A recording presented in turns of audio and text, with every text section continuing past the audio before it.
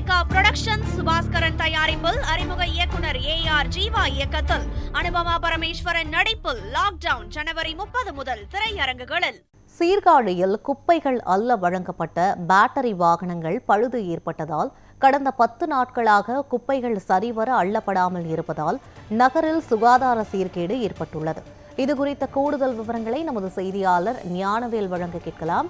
Gnanavel, battery வாகனங்கள் பழுதானதால் குப்பைகள் அள்ளப்படாமல் இருந்திருக்கிறது. இதனால் அங்கு இருக்கக்கூடிய மக்கள் எந்த அளவுக்கு சிரமங்களை சந்திச்சாங்க? இந்த வாகனம் சரி செய்யப்படாததற்கான காரணம் என்ன? குப்பைகள் அள்ளப்படாமல் இருந்ததற்கான காரணங்கள் என்ன? விவரங்களை சொல்லுங்க. வணக்கம் யுவராணி.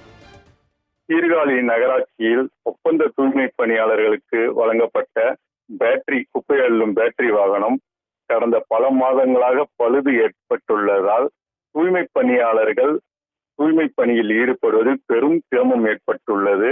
நகரில் ஆங்காங்கே குப்பைகள் கடந்த 10 நாட்களுக்கு மேலாக தேங்கி நிற்பதோடு அந்த பகுதியில் கடும் சுகாதார சீர்கேடு நிலவுகிறது. தூய்மை பணியாளர்கள் குப்பைகளை மூட்டை கட்டி பல மீட்டர் தூரம் இழுத்து கொண்டு போய் கொட்டும் நிலை ஏற்பட்டுள்ளது. தூய்மை பணியாளர்களுக்கு பணி சுமை அதிகமாகி உள்ளதாக குற்றம் சாட்டியுள்ளனர். மயிலாடுதுறை மாவட்டம் சீர்காழி நகராட்சியில் 24 வார்டுகள் உள்ளன. இந்த 24 வார்டுகளிலும் உள்ள குடியிருப்புகள், வர்த்தக நிறுவன கட்டடங்களிலிருந்து வெளியேற்றப்படும் குப்பைகள், கழிவுகள் ஆகியவற்றை நகராட்சியில் உள்ள நிரந்தர தூய்மை பணியாளர்கள் மற்றும் தற்காலிக ஒப்பந்த தூய்மை பணியாளர்கள் 72 பேர் என மொத்தம் 100க்கும் மேற்பட்டவர்கள் நாள்தோறும் தூய்மை பணியில் ஈடுபட்டு வருகின்றனர்.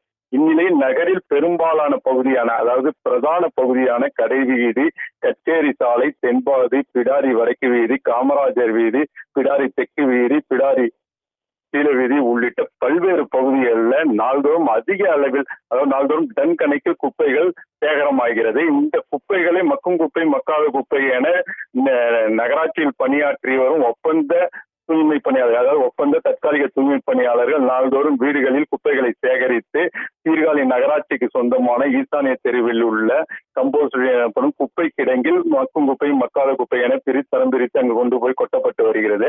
இந்நிலையில் இந்த தற்காலிக ஒப்பந்த தூய்மை பணியாளர்களுக்கு பேட்டரி வாகனம் வழங்கப்பட்டுள்ளது. இந்த பேட்டரி வாகனம் மூலம் ஒரு பகுதியில் உள்ள குப்பைகளை அந்த வாகனத்தில் வீடு வீடாக சேகரித்து கொண்டு போய் ஈசானிய தெரு குப்பை கிடங்குக்கு கொண்டு செல்வது வழக்கம். இந்த பேட்டரி வாகனம் கடந்த சில மாதங்களாக பழுது ஏற்பட்டு அந்த பழுதை நீக்குவதற்கு ஒப்பந்ததாரரும் நகராட்சி நிர்வாகம் முன்வரவில்லை என கூறப்படுகிறது. இதனால் இந்த பழுதான இந்த பேட்டரி வாகனங்கள் ஓரங்கட்டப்பட்டுள்ளது. இதனால் நாள்தோறும் தூய்மை பணியில் ஈடுபட்டு வரும் தற்காலிக ஒப்பந்த தூய்மை பணியாளர்கள் அந்த ஒவ்வொரு வீடுகள் மற்றும் கடைகளில் சேகரம் செய்யப்படும் குப்பைகளை மூட்டைகளாக ஒரு